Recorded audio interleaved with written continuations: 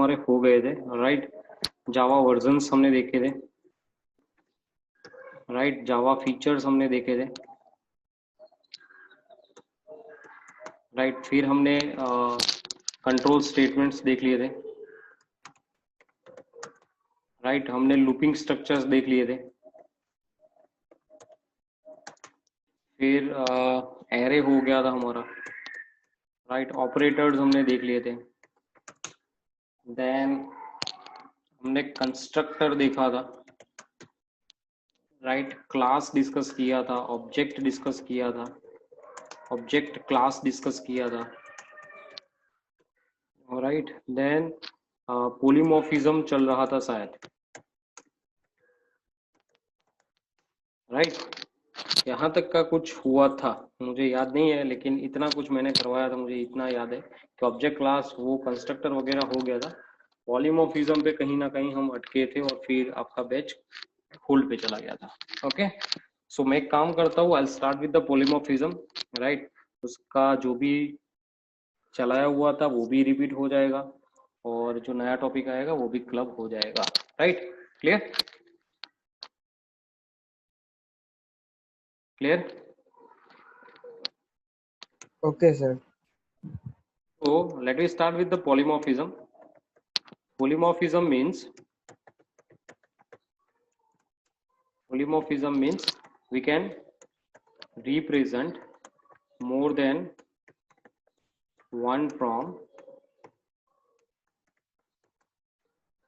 by single unit, right। उसको बोलते हैं हम polymorphism बोलते हैं। There are two types of polymorphism. First one is compile time,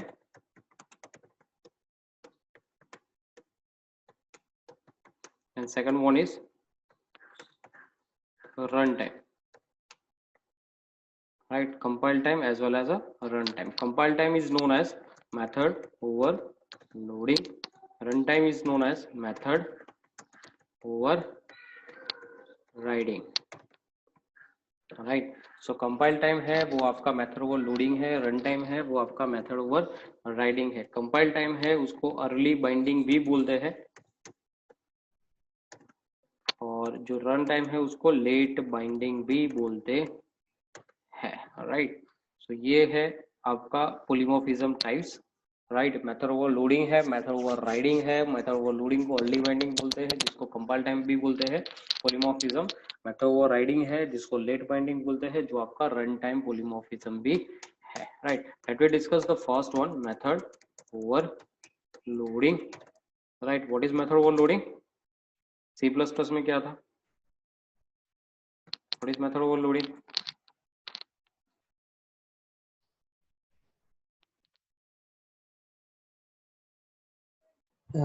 name same हो लेकिन वेरिएबल्स अंदर जो थे वो डिफरेंट हो, 1 2 3 method name should be same same, but method argument variable are different.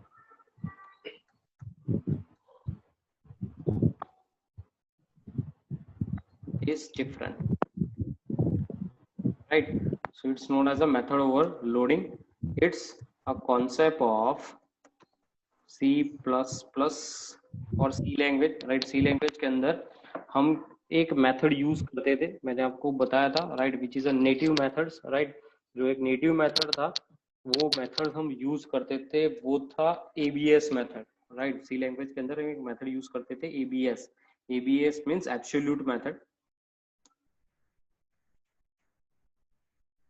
right, which is used to convert your number into the absolute format, right। ये method हम use करते थे, बट एट दैट टाइम वो method हम कैसे use करते थे? अगर मेरे पास लॉन्ग डिजिट है, राइट, अगर मेरे पास लॉन्ग डिजिट है तो मैं उसको यूज करता था, वहां पे एक मेथड था LABS, right. LABS represent long conversion, right. वैसे ही अगर आपके पास फ्लोट है then you have to use FABS, right. सो यहाँ पे नाम चेंज होता था, राइट। मेथड का सिग्नेचर सेम रहता था but it's work with the your data types, right. आपके डेटा टाइप्स जो था वो उसका क्या हो रहा था, हर बार चेंज हो रहा था, काम उसका सेम था जे जो हम करना चाहते हैं, राइट। यहाँ पे भी मेथड ओवरलोडिंग में हम क्या करते हैं, method name should be same, तो हमारा नाम वहां पे सेम रहेगा, but the parameter which we pass that are the different parameters, right. सो यहाँ पे हम ये कॉन्सेप्ट एक्चुअली सी लैंग्वेज में पढ़ के आए हुए हैं। वहां पे बाय डिफॉल्ट कॉन्सेप्ट वो था कि अगर आपको इंटीजर में कन्वर्जन करना है एब्सोल्यूट वैल्यू का, then you have to use ABS method. अगर आपको उसको लॉन्ग में कन्वर्ट करना है, then the method is LABS, the working criteria is same, right. वो वर्क एबीएस के जैसा ही करता है, but it's only take the value as an long.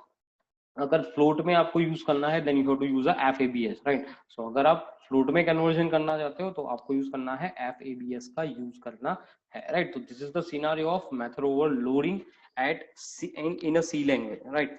अब यहाँ पे मेथड ओवरलोडिंग सेम तरीके से काम करता है कि अगर आप मेथड ओवरलोड करना चाहते हो, the first thing is method name should be same. If I have a method of test, right, मेरे पास एक मेथड है टेस्ट, और उस मेथड के अंदर मैं कोई भी वैल्यू या कोई भी उसका बॉडी स्ट्रक्चर उसको दे रहा हूँ, राइट। मैंने यहाँ पे दे दिया सिस्टम आउट डॉट प्रिंटलन होके हेलो करके उसको स्ट्रक्चर दिया।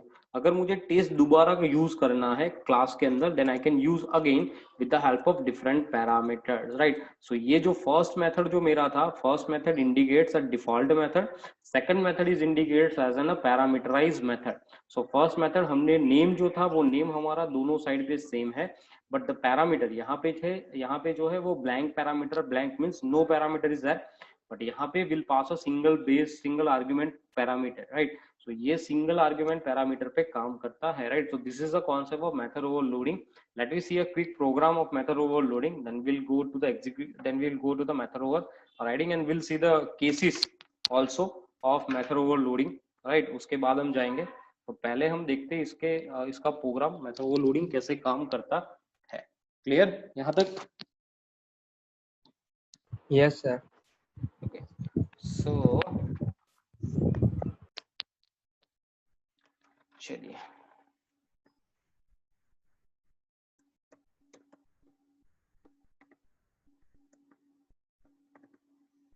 Method overloading, string main, string args, all right. Let me save this code first, program first, sorry, save, completed.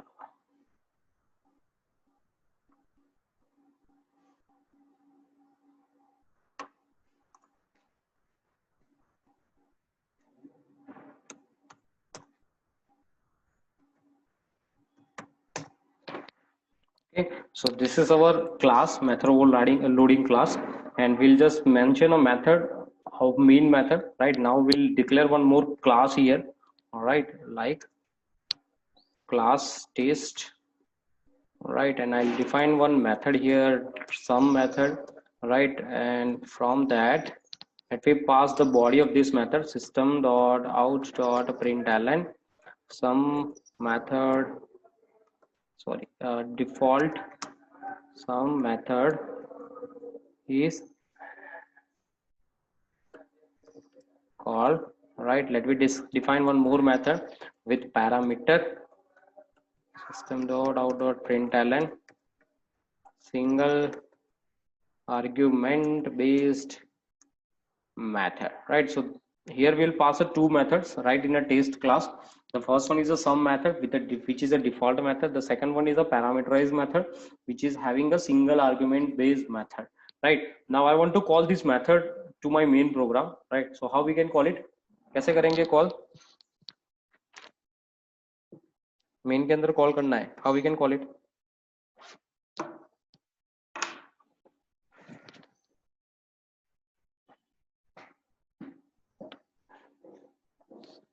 Yes guys, चलो आंसर तो दो।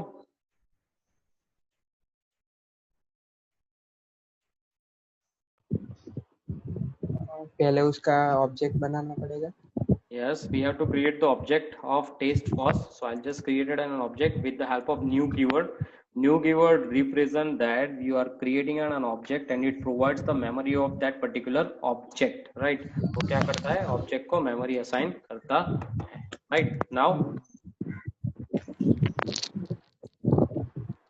अब क्या करेंगे,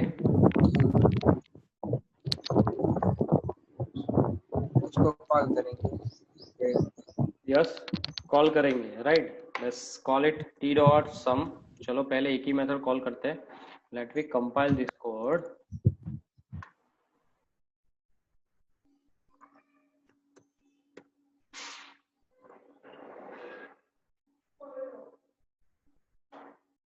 Okay, fine.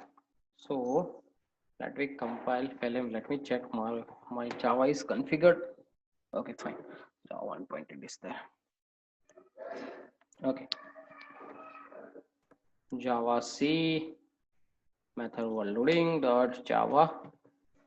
Which method it calls? It's called the first one method, right? Default argument, right? We are not passing any element, so it calls the first method. All right. Let me check. Method overloading class. Again, default sum method is called, right? If I'll pass here a parameter like an integer, I'll pass a 10, then what would be the output? Let me check. It execute the second one, right? Second method it will execute. Look, come here, single argument based method, right? So based on your parameter, the compiler will decide कि कौन सा method execute करना है. Based on your parameter, the compiler would decide कि आपको कौन सा parameter execute करना है. If I write here like this, अब क्या होगा? क्या आएगा answer?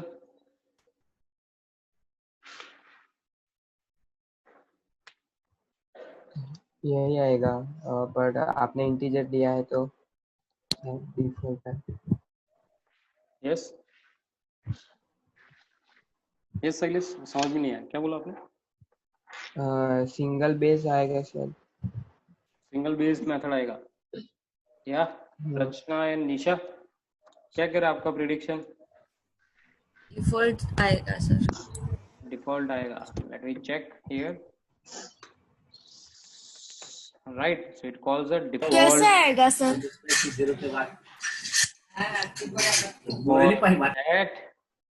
For that you have to understand data promotion tree, right? मैंने आपको करवाया था डेटा टाइप प्रमोशन ट्री. पता है आपको? पता है निशा? याद है थोड़ा थोड़ा। थोड़ा थोड़ा याद है. क्या था? थोड़ा थोड़ा। यस, बाइट से अगर आप ज्यादा करना चाहते हो, बाइट से कन्वर्ट करना चाहते हो, if you have a byte data and you have to converted that data into the higher range, so byte से हम कहाँ जाएंगे? इसके पास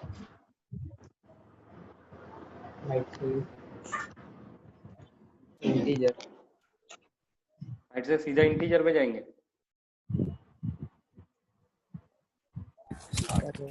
शॉर्ट से जाएगा। Short then integer, int then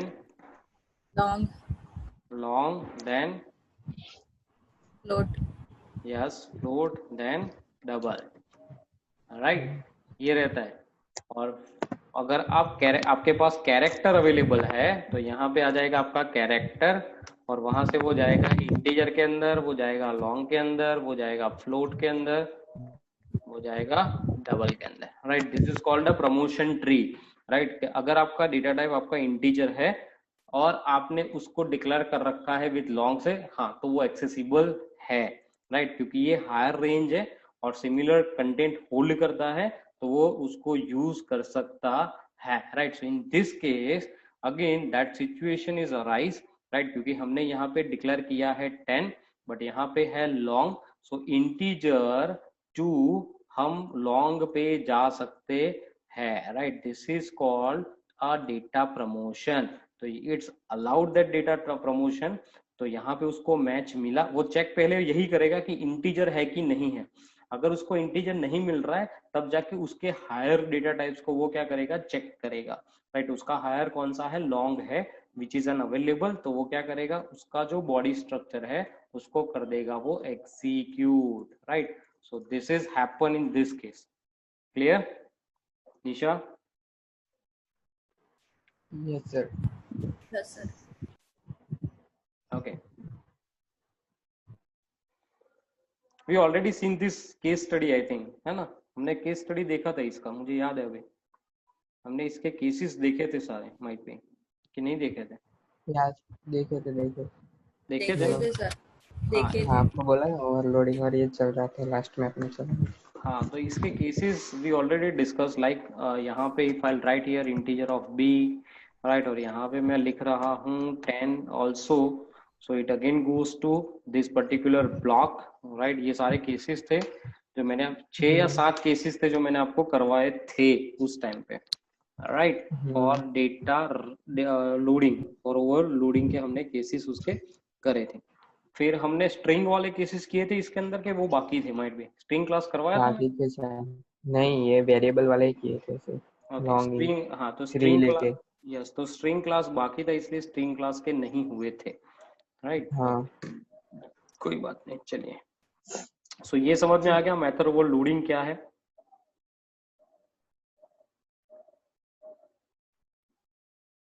हाँ sir. Okay, so next point is method over riding, right. Method over riding means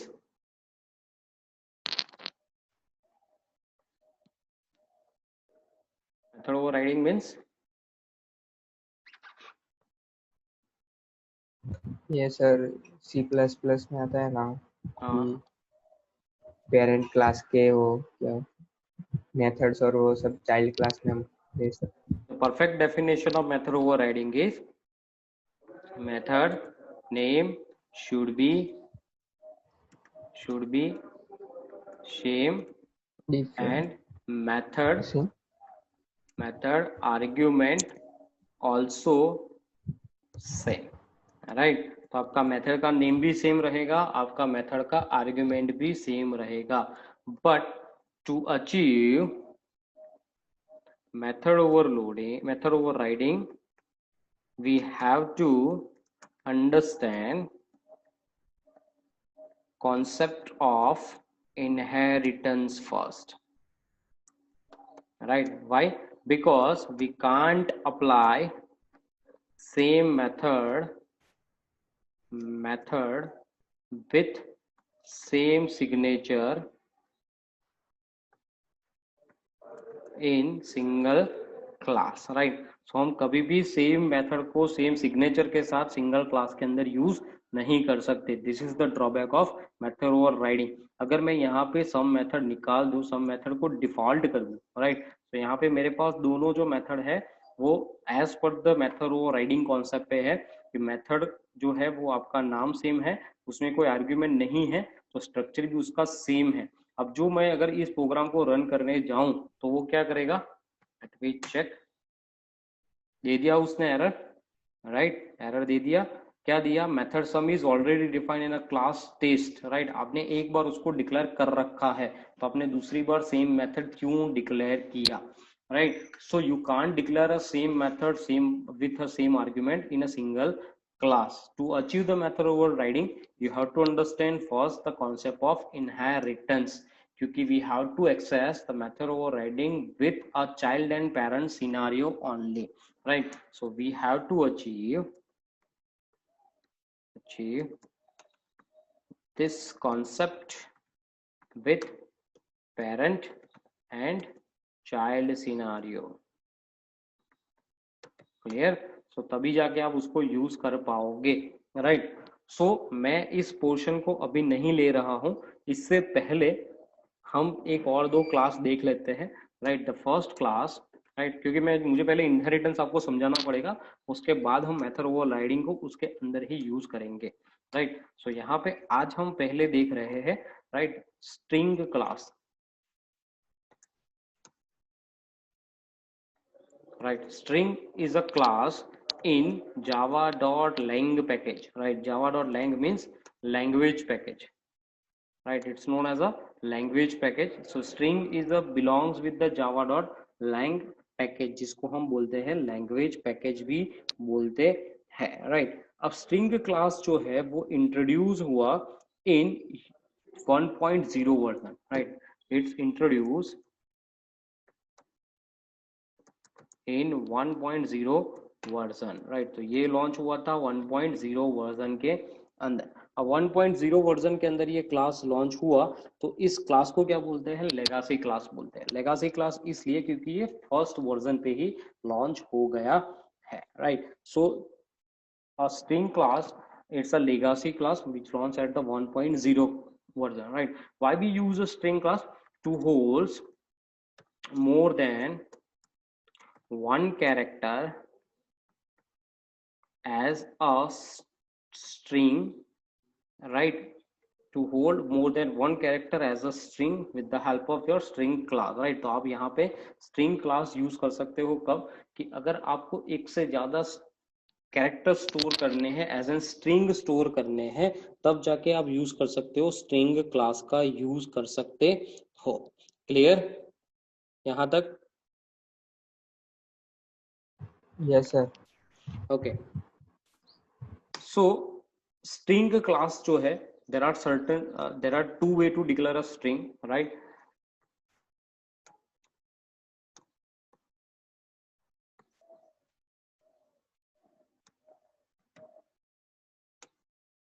string in your Java program. The first one is you have to declare like, आप उसको इस तरीके से भी declare कर सकते हो, right. String is a class, so you have to mandatory declare a string.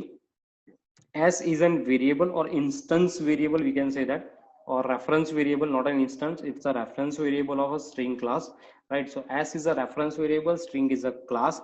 You can define your value like this in a string class, or even string is a class, so you can use a string class with the help of new keyword also, right? Like string s equals to new string of hello, right? This both are the valid declaration of the strings, right? This known as string literals,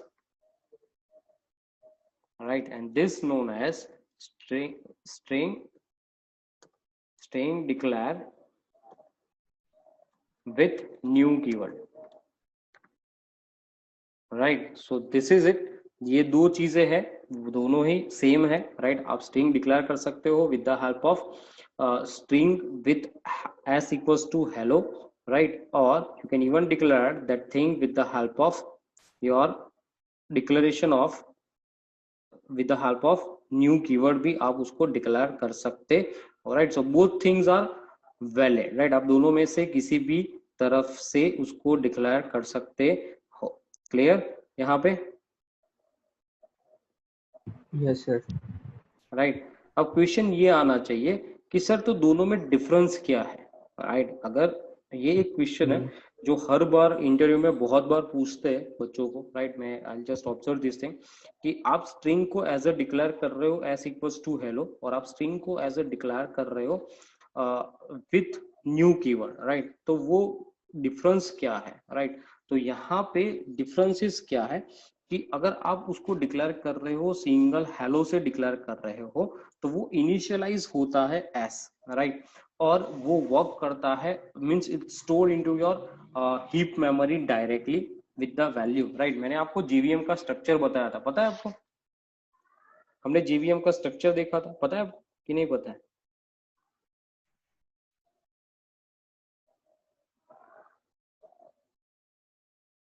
पता है कि नहीं पता है? Sir देखा था, याद नहीं। ओके, यहाँ पे क्या होता है, जब आप इस तरीके से उसको डिक्लेयर कर रहे हो, तो ये काम कैसे करता है, right. It directly goes to your string constant pools, right. ये कहाँ जाता है? सीधा ये जाता है स्ट्रिंग कांस्टेंट पूल्स के अंदर जाता है, राइट। और वो वहां पे हो जाता है आपका वैल्यू स्टोर, राइट। और ये जो वैल्यू स्टोर्ड हुआ है, जो आपका वैल्यू है, वो वैल्यू जो स्टोर्ड हुआ है, that value is referred, right. This value is referred by your S, right. आपका जो एस है वो उसको क्या करेगा? रेफर्ड करेगा, राइट। सो यहाँ पे that reference is generated with the help of S, और एस के पास क्या होगा? S only holds the address, hash code address. हमने ऑब्जेक्ट के अंदर देखा था हैश कोड वाला, पता है आपको? कि हर एक जो भी हम डिक्लेयर करते हैं ऑब्जेक्ट, उसका वो हैश कोड स्टोर करता है, राइट। उसका वो क्या स्टोर करता है, हैश कोड। तो यहाँ पे कुछ भी करके वो हैश कोड उसको देगा। सो एवरी टाइम वो क्या करेगा, जैसे ही आप लिख रहे हो एस इक्वल्स टू हेलो लिखा, तो उसके लिए वो मेमोरी उसको ऑक्यूपाई नहीं करेगा, राइट। वो क्या करेगा, आपकी जो वैल्यू है वो वैल्यू को वो होल्ड कर देगा in your constant pool, and that values are directly accessible by your reference variable with the help of hash code.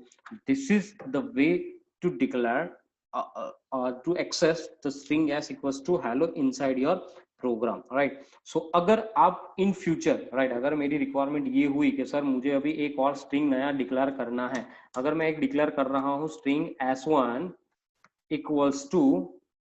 Equals to मैंने डिक्लेयर किया, वापिस से हेलो डिक्लेयर किया, राइट। तो ये क्या करेगा, ये नया कोई कांस्टेंट पूल के अंदर जाके नया वैल्यू उसको असाइन नहीं करेगा। वो क्या करेगा, सिर्फ जो रेफरेंसेस, जो ऑब्जेक्ट नया, जो वेरिएबल नया डिक्लेयर हुआ है s1, उसको सिर्फ वो क्या करेगा, आपका जो भी कोई उसका हैश कोड था, वो हैश कोड सिंपली s1 को क्या कर देगा, वो पास कर देगा। 1 2 4 5 5 1 करके हैश कोड सिंपली क्या करेगा, पास करेगा। So not required any kind of memory for your direct declaration. So अगर आप डायरेक्ट डिक्लेरेशन कर रहे हो तो आपकी जो भी वैल्यूज रहेगी वो स्ट्रिंग की, वो डायरेक्टली कहाँ पे स्टोर होती है, स्ट्रिंग कांस्टेंट पूल्स के अंदर वो जाके स्टोर्ड होती है। क्लियर, क्लियर, ये समझ में आया, Yes, sir. हाँ. Right. We don't require to create an object, right. तो यहाँ पे कोई भी मेमोरी ऑक्यूपेशन का प्रॉब्लम होता नहीं है। अगर मैं ऑब्जेक्ट क्रिएट करता, अगर मैंने न्यू कीवर्ड डिक्लेयर किया होता, तो कंपलसरी वो क्या करता, ऑब्जेक्ट क्रिएशन करता, जो हमारे सेकंड फेज के अंदर हो रहा है। यहाँ पे क्या होगा, जैसे ही ये स्टेटमेंट एग्जीक्यूट होगा, वो जाएगा आपके जेवीएम के हिप मेमोरी के अंदर, राइट। और हिप मेमोरी के अंदर वो क्या करेगा, ऑब्जेक्ट को लोड करेगा, राइट। आपका ऑब्जेक्ट कौन सा है, यहाँ पे एस करके ऑब्जेक्ट है, तो वो एस ऑब्जेक्ट को लोड करेगा। जब जब हम एस ऑब्जेक्ट को कॉल करेंगे, तब जाके वो आपकी वैल्यू को क्या करेगा, कॉल करेगा, राइट। तब तक वो आपकी वैल्यू को रिफर नहीं करेगा। सो एस ऑब्जेक्ट है तो वो मेमोरी ऑक्यूपाई करता है। अगर आपने उसको ऑब्जेक्ट नहीं डिक्लेयर करा है, तो वो डायरेक्टली उसको क्या कर रहा है, एक्सेस कर रहा है थ्रू कॉन्स्टेंट पुट। क्लियर, इतना माइनर डिफरेंस है, but this question is frequently asked in interview room. Clear sir एक बार फिर से समझाओ ना, न्यू कीवर्ड वाला। न्यू पता कीवर्ड, नहीं चला। न्यू कीवर्ड पे हाँ क्या उसमें होता है, अगर हम न्यू कीवर्ड से कोई भी क्लास को डिक्लेयर करते हैं, so new keyword required a memory, right. New keyword create your object, your class object, and assign memory for executing their values as well methods, right। कि अगर आप न्यू कीवर्ड से किसी भी क्लास को डिक्लेयर करते हो, तो उसको कंपलसरी वो क्या करता है, उसका ऑब्जेक्ट बनाता है, उसको मेमोरी असाइन करता है। क्यों, क्योंकि उस ऑब्जेक्ट को उसकी वैल्यूज एक्सेस करनी है, प्लस उस मेथड्स, उसकी मेथड्स को क्या करना है, एक्सेस करना है, राइट। तो अगर मैं यहाँ पे string S equals to new keyword ले रहा हूँ, तो एस जो है वेरिएबल, जो रेफरेंस वेरिएबल है हमारा, उसको वो क्या करेगा, वो मेमोरी असाइन करके देगा। किस लिए, क्योंकि हमने एस को क्या दे रखा है, वैल्यू दे रखी है, तो उसके लिए वो क्या करेगा, उसको मेमोरी अलोकेट करके देगा। Clear, right. जो चीज मेमोरी ऑक्यूपेशन करती है वो असाइन होती है थ्रू न्यू कीवर्ड, राइट, क्योंकि हम उसको मेमोरी डिक्लेयर करके देते हैं, राइट। तो यहाँ पे अगर मैं डिक्लेयर कर रहा हूँ लाइक दिस, तो हम उसको क्या कर रहे हैं, कंपलसरी उसको मेमोरी असाइन करके दे रहे हैं for a future purpose, right. But अगर मैं उसको डायरेक्टली एक्सेस डिक्लेयर कर रहा हूँ, तो वहां पे कोई मेमोरी एलोकेट नहीं होगा, वो सीधा जाएगा कांस्टेंट पूल के पास और वैल्यू को कर देगा वहां पे डंप, राइट, वहां पे स्टोर कर देगा। Clear, yes sir. और इसमें सर हम न्यू वाले में अगर हम दूसरा वेरिएबल लेके असाइन करें, तो ये उसका नई मेमोरी अलोकेट करेगा। यस, उसके लिए नई न्यू मेमोरी अलोकेट होती है, हर एक ऑब्जेक्ट के लिए वो नई मेमोरी अलोकेट करता है। This is internal behaviour of your object creation. Okay sir. Okay. Yeah. Okay, so you can declare your string with the help of two way, right? Like this, string s equals to hello आप कर सकते हो, या फिर आप string s1 equals to hello भी कर सकते हो, right? Both things are valid, right? आप दोनों में से किसी भी तरह से उसको declare कर सकते हो, right? Now there are certain methods of a string class, right? There are certain methods of a string class, right? But we'll see that methods one by one. Let me check. Let me discuss that method also, but we'll check that with the help of practicals, right? So I'll just make one program to you.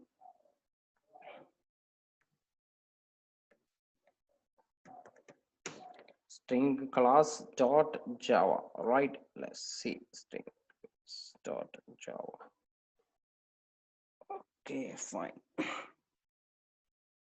So class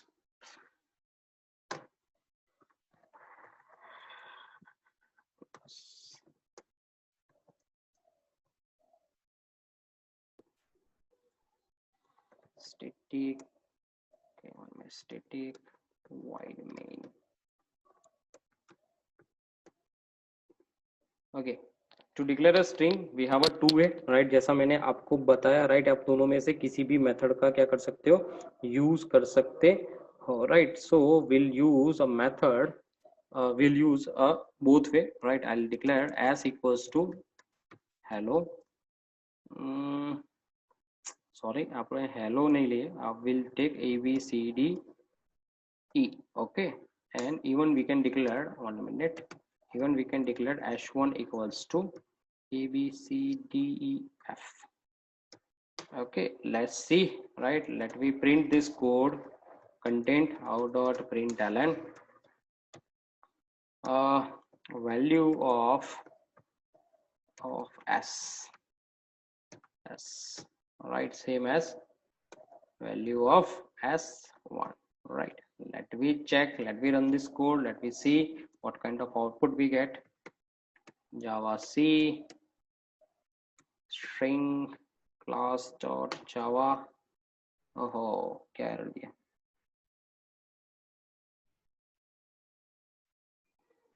अरे Python थोड़ी है ये, बोलते नहीं हो यार आप, भूल गए लगता है सब कुछ. Done. String class. Okay, so we'll get a value of s as well as s1, right? हमें दोनों की वैल्यू मिल गई. Clear, right? So we can declare both way, आप दोनों तरीके से उसको डिक्लेयर कर सकते हो, राइट? आप दोनों तरीके से उसको डिक्लेयर कर सकते हो, right? You can even declare with the help of character of array, right? आप कैरेक्टर का एरे लेके भी उसको डिक्लेयर कर सकते हो, like CHRA character CH equals to, अगर मैं यहाँ पे लिखूं एरे, लाइक एरे है, सो 1 by 1 कैरेक्टर वो स्टोर करेगा, right? So 1 minute, f, okay, and 1 minute x. अरे दोनों सेम लिए थे मैंने, क्या कर रहे हो ये? New string and I just pass here ch. Okay, so आप इस तरह से भी उसको डिक्लेयर कर सकते हो, right? Let me check. Okay, compilation done. You can get your value. Look, A B C D E F E N F, right?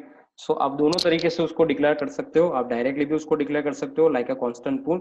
आप ऑब्जेक्ट क्रिएट कर से भी उसको डिक्लेयर कर सकते हो, right? You can even pass the character of array with the help of string, right? आप उसको भी, आप कैरेक्टर ऑफ एरे को भी क्या कर सकते हो, वहां पे पास कर सकते हो. Clear? Yes, sir. Okay, now there is one method in your string. The first method is caret.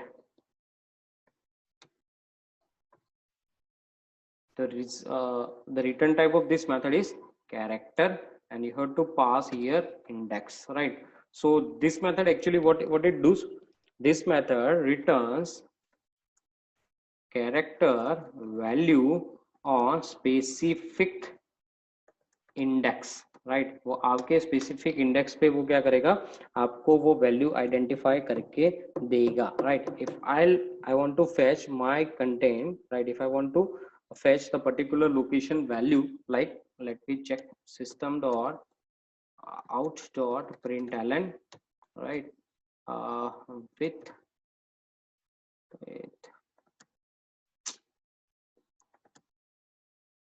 caret, okay, s dot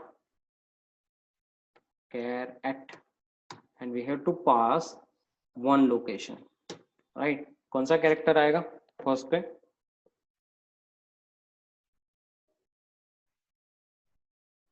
B आएगा, बी। Prints B,